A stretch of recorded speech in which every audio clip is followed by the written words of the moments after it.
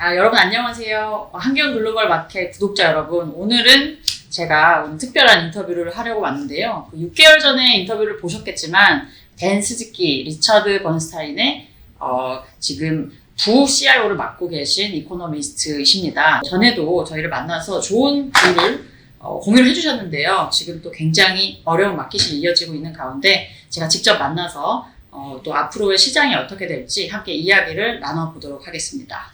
Okay, nice to meet you then. Nice to meet you. Yeah, let me introduce him first, and he's a deputy CIO of the Richard Bernstein. So it's such an honor to have an interview face to face. I remember that 6 months ago you had an interview with our channel. So, and I watched that video as a subscriber and investor at the time. So it's really good that I meet you face to face.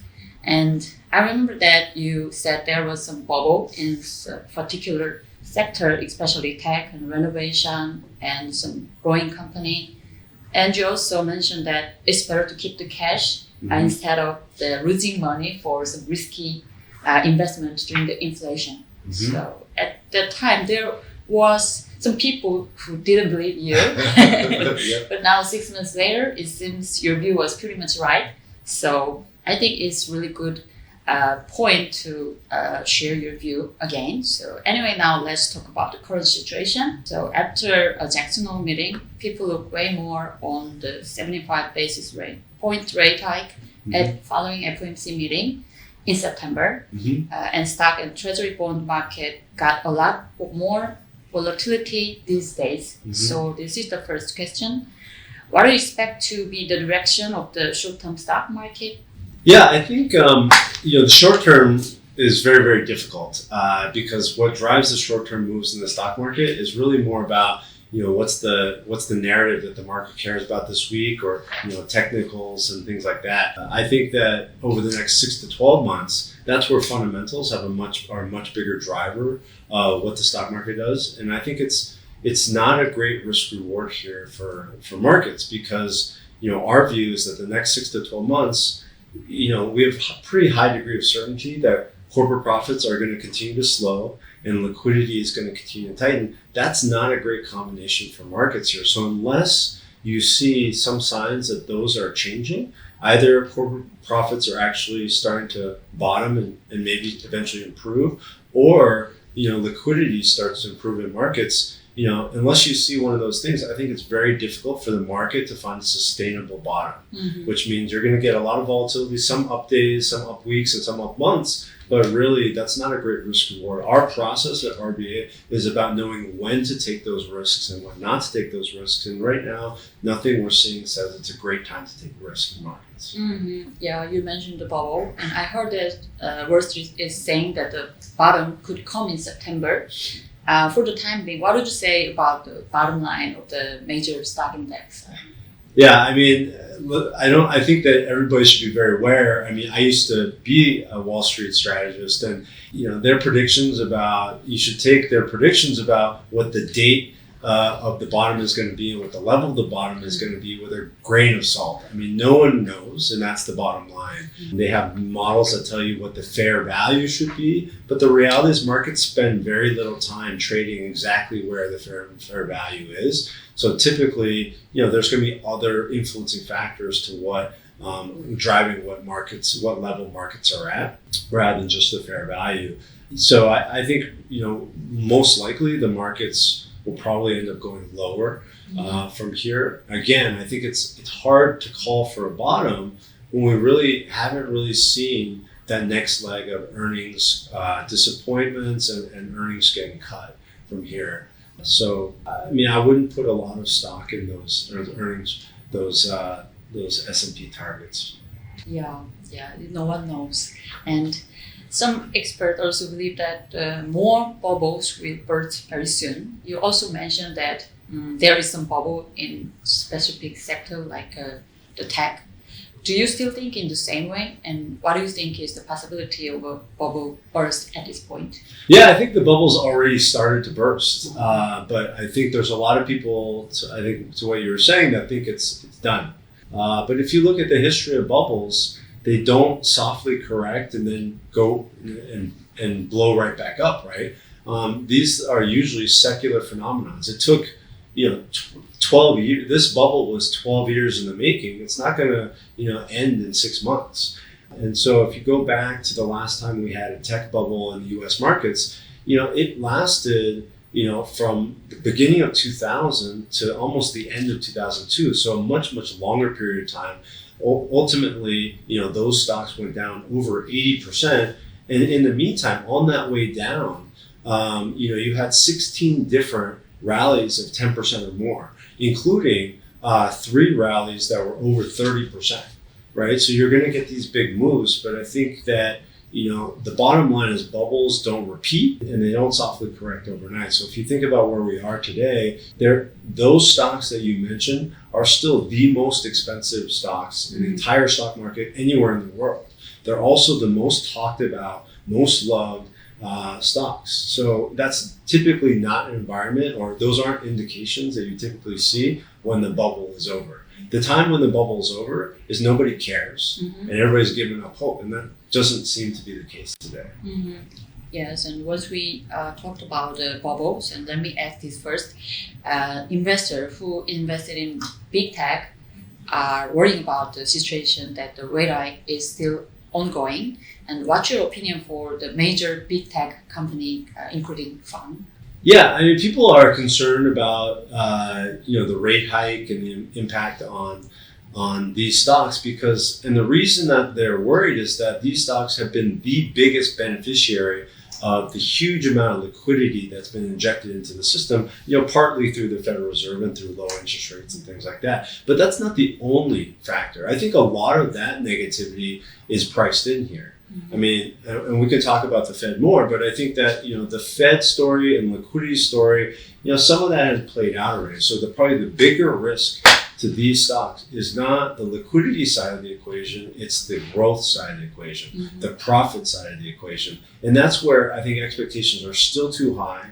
They're likely to see more earnings downgrades, more earnings disappointments, and that's probably going to be the major overhang because despite showing some of the worst profit fundamentals, again, these are the most expensive, parts of the stock market. So that's not a great dynamic of most expensive valuations, worst profit fundamentals. At some point, those are going to have to come together, and that probably is going to result in lower prices for these assets.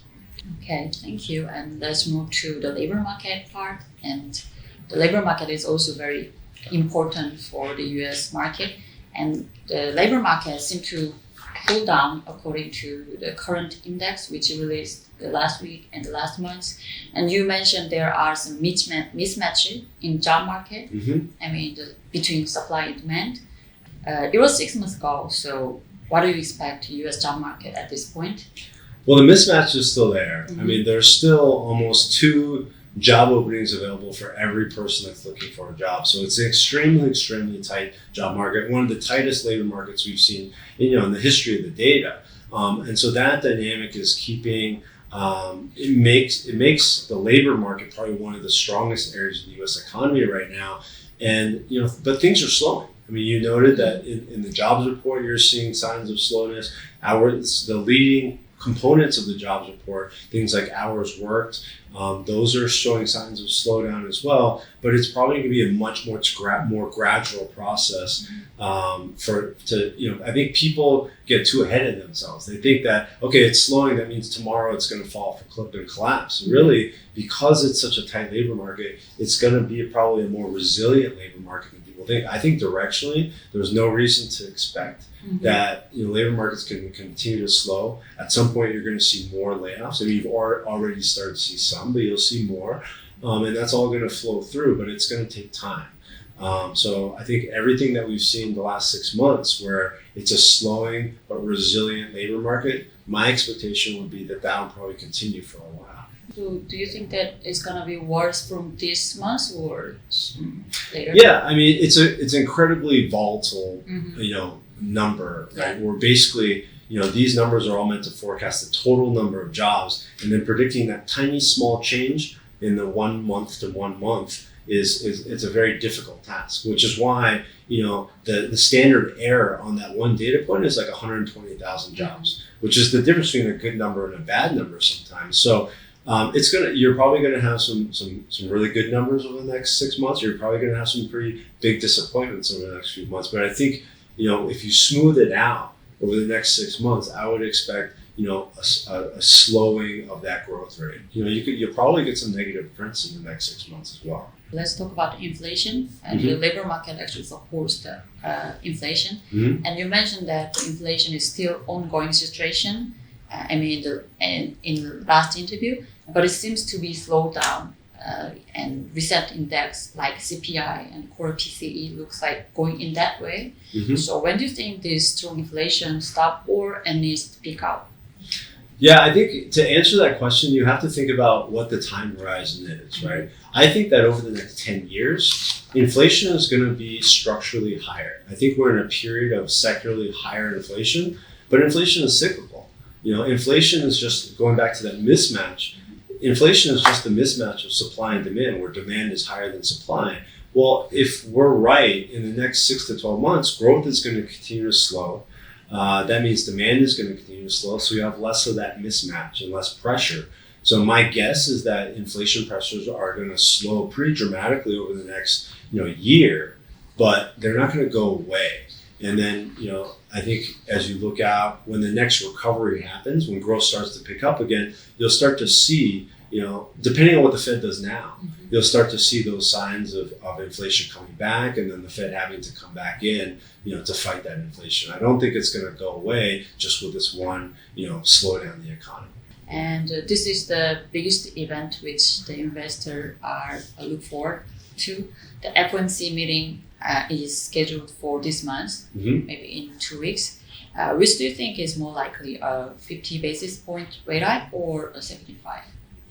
Yeah, I don't spend a lot of time, debating which one of those is going to be. But if you listen to everything that the Fed speakers have been saying, including Chairman Powell's comments at Jackson Hole, they're trying to set up for, set market expectations for a tighter Fed, a more aggressive Fed in the near term. And so I think that, if you look at the market's pricing in almost 75 basis points, not quite a full 75 basis point hike at the FOMC meeting, I think that's pretty fair. And since the market's expectations are already there, they're almost giving the Fed that present of being able to do that without surprising to the upside. So I think it makes sense to expect 75 basis points from here, given that everything that you've heard from the Fed speakers and the market's reaction. Yeah, I watched the Fed watch today, and it was like 76%. Predict the 75 basis point rate hike. So how do you think the stock market will be affected by in case of 75 basis point rate hike? I don't think the market will have a big reaction to that number alone. Again, it's almost fully priced in to markets already. So if we get it, that's just going to be in line with where our positioning expectations are. I think what's going to be the bigger driver of market volatility in the wake of the FOMC meeting is their forward guidance on, what does the future rate hike trajectory look like from here, and if there are any updates to the plans on quantitative tightening, the winding down in the balance sheet. I think those will probably be, any language around those two things are probably going to be the more important, parts of the message from the Fed. Yeah, so the message is more important. And you also know well about the treasury bond market. So let me ask about the bond market. And the treasury bond yields have also risen a lot recently, including both 2 years and 10 years as base rate highs, and especially more after August and even today. So do you think this trend will continue? And how do the quantitative tightening affect the treasury bond market? Yeah, I think it could continue. And I think that the quantitative tightening is playing a role in this. If you look at measures of treasury liquidity, it's a very illiquid time for those markets right now. So just small changes in the underlying fundamentals can cause big reactions in the markets. And I think that's part of what you're seeing. So I think, there's clearly a lot of momentum in this upward movement on interest rates. There's nothing to say that can continue because there's further ramping up of the Fed's quantitative tightening program that's happening this month. Mm-hmm. So, it's very, very possible. But I think if you look out 6 to 12 months from now, given our growth outlook, it's more likely, that interest rates will be, 6 months time and 12 months time will be lower than they are now rather than higher. I think growth over the long term, growth is the number one driver of interest rates. And so if our expectations that growth is going to slow significantly, that's probably going to pull down interest rates at some point. Mm-hmm. Also, that we have to know about the earning. Mm-hmm. So some people is saying that the corporate earning in the third quarter will be worse than the second quarter.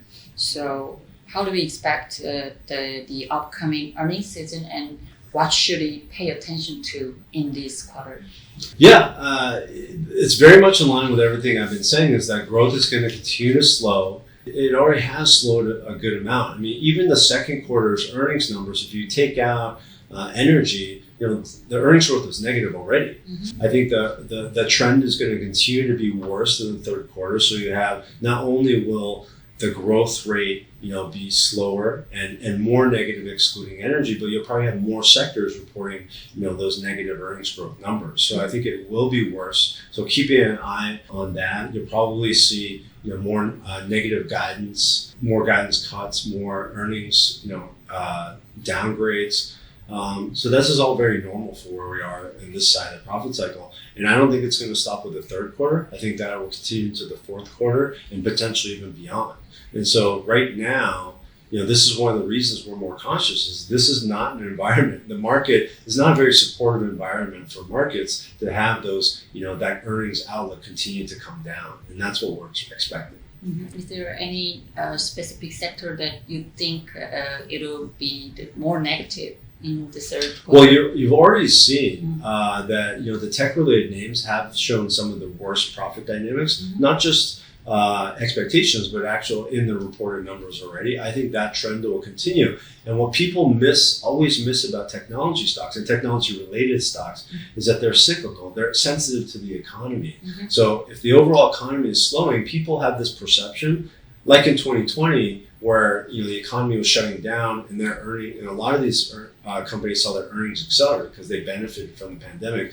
That's the type of dynamic that people have in their mind. But the reality is, if in a normal traditional cycle, tech-related earnings are very sensitive to the economy. So in a slowing economic environment, their earnings are going to slow, and that's probably where the biggest mismatch is, because again, the expectations for these stocks are very high. The valuations for these stocks is very high, but those earnings are probably not going to, live up to those expectations. And so that's probably the thing to focus on and watch out for. And let's move to the dollar. And the dollar index is rising and is skyrocketing. Mm-hmm. Actually, particularly the Korean won and dollar exchange rate hits its highest level since 2009. So it's really, really high now. And what do you expect the direction and the highest points of the dollar index, and how will this affect the market? Yeah, well, first of all, I think that the forecasting currency is probably one of the most difficult things to forecast. I don't put a lot of confidence in my ability to forecast. That being said, given the environment that we're looking at for the next 6 to 12 months of slowing growth, potentially higher market volatility, it's hard to bet against the dollar in that environment, partly due to sort of the safe haven nature of the dollar. But longer term, next 10 years, I would probably expect the opposite. The US dollar will probably lag other currencies, which is pretty normal to see it when growth picks up again.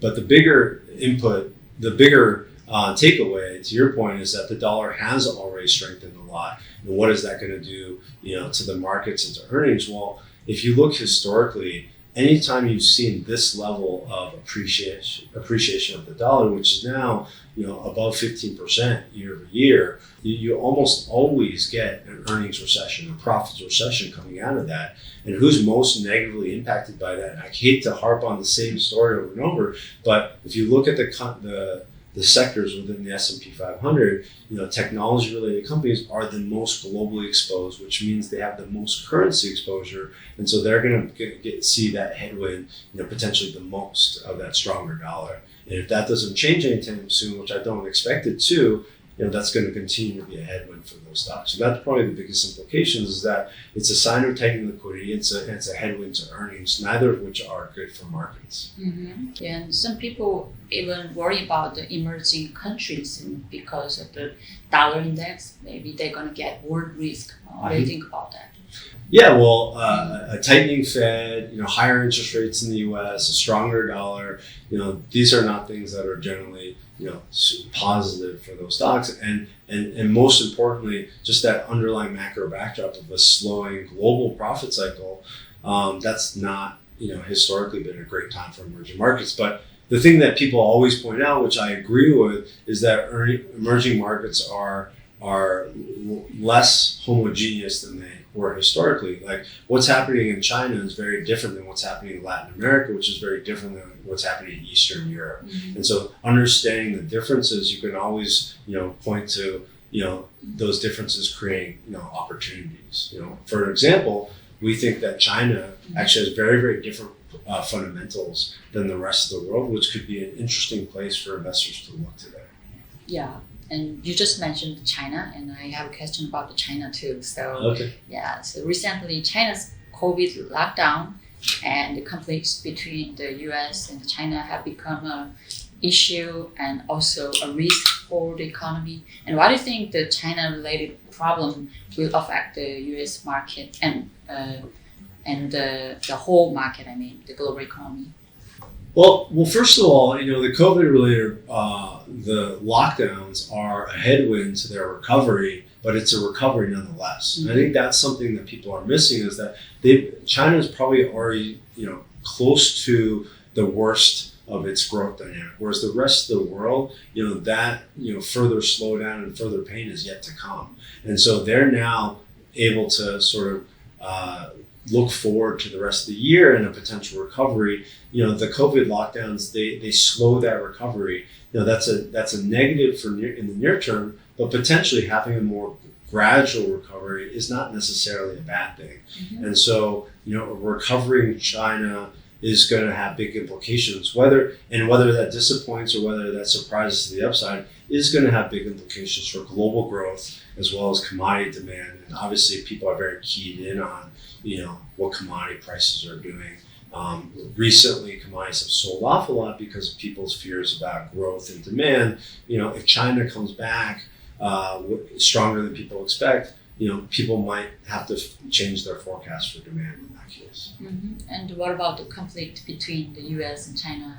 Yeah, I think to me that's more of a sideshow than anything. Obviously, to the extent that results in real changes to trade policy and economics, there's certain companies that can be negatively affected. But overall, geopolitics is not a big driver of markets. Mm-hmm. If you look at all the times where we've had big geopolitical trade tensions, it hasn't had a lasting impact on a lot of these stocks. And the reason is it always comes back to profits. To the extent that geopolitics are really affecting sentiment, not so much profits, it actually could create some opportunities. So, for us, when we look at China, just regardless of the geopolitics of it, the most important question for us is, are profits improving, and are people underestimating that improvement? And I think that's probably the case today. Let me ask this question. Korean individual investors who invest in U.S. stock are saying that they are feeling like a kind of fear because of the uncertainty. So what advice would you give to people who hold the U.S. stock at this point? If you have a long enough time horizon, clearly with the market having sold off as much as it has, the longer term outlook has gotten better.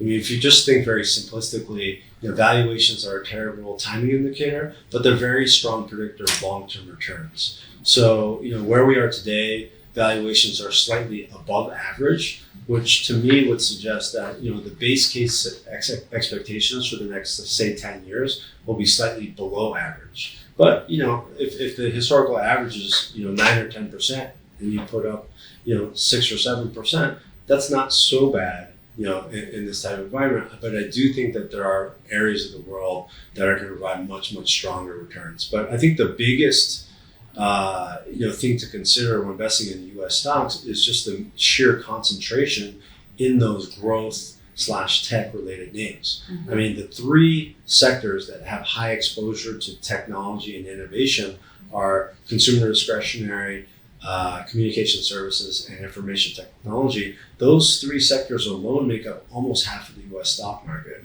So it's hard to talk about the U.S. when half of the market is really just based on that one story, which I think is actually tied to the bubble, right? So if you take that, half of the U.S. stock market out of it, I'd actually be quite constructive on the other half of the U.S. stock market, if that's another way to think about it. In the last interview, you recommended energy and finance sector at the last time. So do you still have the same view on that? And is there any other sector that you think are relatively safe or is better to invest? And could you introduce them? Yeah, I think again, a lot of this comes down to your time horizon. If you're talking about what to own in your portfolio for the next 10 years, I would say you should probably do the portfolio should look a little bit more the opposite of what's worked over the last 10 years. So if the last 10 years was about disinflation and U.S. large cap growth, then I think the next 10 years in your portfolio, you want to own pro-inflation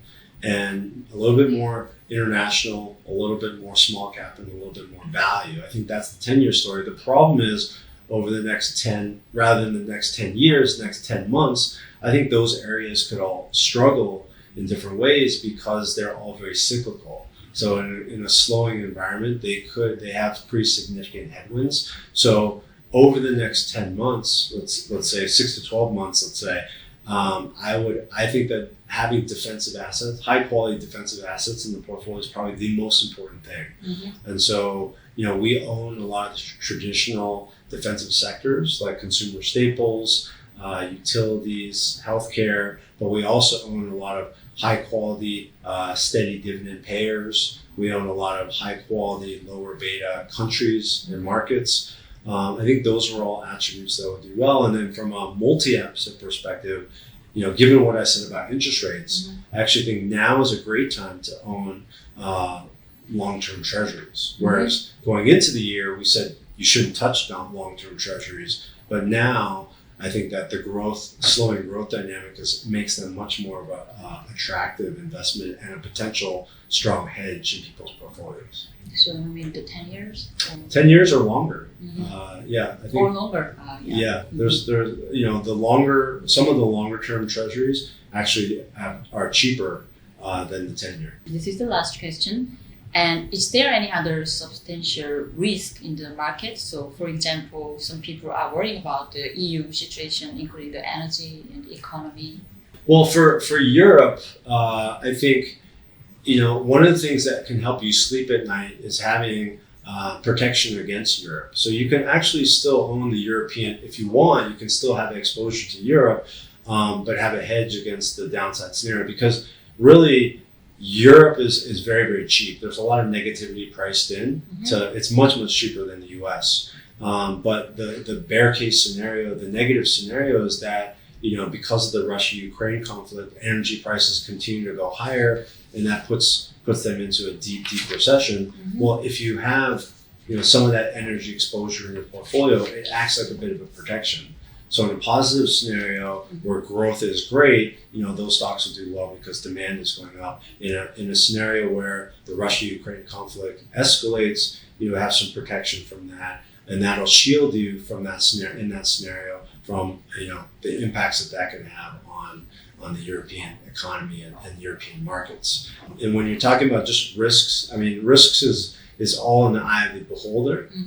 So it really depends on how you're positioned.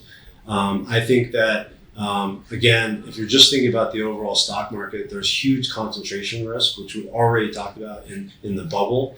But I think that, the biggest risk to people's portfolios is that they're investing by looking backward. They're investing in the rearview mirror. They're still heavily concentrated in all the things that have done very well over the last 10 years and very, very little exposure to this stuff, the rest of the market, which I think is a much, much better longer-term risk reward and probably the biggest opportunity out there. So not so much the risk side, it's missing out on that potential opportunity for people's portfolios. Yeah, and let me ask one more question. Sure. And as you said to us in your memo, and bear market always heralds a change in leadership, and you mentioned. And can you explain what's happening in the market recently? Can we call this bear market? Yeah. Yeah. I don't think there's some debate about whether the bear market's over, but I don't think you can really debate that we were in a bear market this year. And so what happens in a bear market is you have this tension between, the prior leadership of whatever the leadership was in the market, and then the ending of that leadership. That's why you get a bear market. And that's exactly what's happening. Basically, it's signaling the end of the leadership of technology and innovation and growth names. Not to say that you won't have innovation, but the price that you're paying for that innovation and which companies will benefit from that will probably got mispriced. And so, that resulted in a reassessment of that leadership is the reason you had the bear market. And I think that, to the conversation we had earlier, we still have probably a lot more to go for that to fully play out. And this is very, very normal. I mean, every single bear market, there are people cling to the leadership of the past. So in this cycle, people are clinging to technology names. In the last cycle, people were clinging on to their real estate investments and financials and banks. In the prior cycle, it took years and years for people to give up on those tech stocks. So I think this is all very normal, and that's why we've had the bear market, this potential bear market rally, and maybe a lot more volatility to come. Thank you. This was the last question. And is there any other advice you want to give our Korean investors and subscribers? No, I think the only advice is, if we're right, there's going to be potentially more volatility this year. Whatever amount of volatility you see, the most important thing is to stick to the plan, that you have. So if your plan is to have a certain amount of money continuously invested in the stock market, I'm not saying that you shouldn't do that. You probably should do that. Or if you have a lot of money that you're trying to invest in the stock market, or you're a young person investing, you should, whatever your investment plan of contributing to your investments, you should not stop that investment. That's probably the worst thing that people can do to hurt their long-term wealth creation. Thank you, and for sharing your view to our subscribers. And maybe we can meet in a few months, and let's see how economy went through. So it was such an honor to have an interview with you. And say goodbye to our subscribers. Yeah. Thank you. It was an honor to have to be on the show, and thank you so much, everybody. We appreciate it.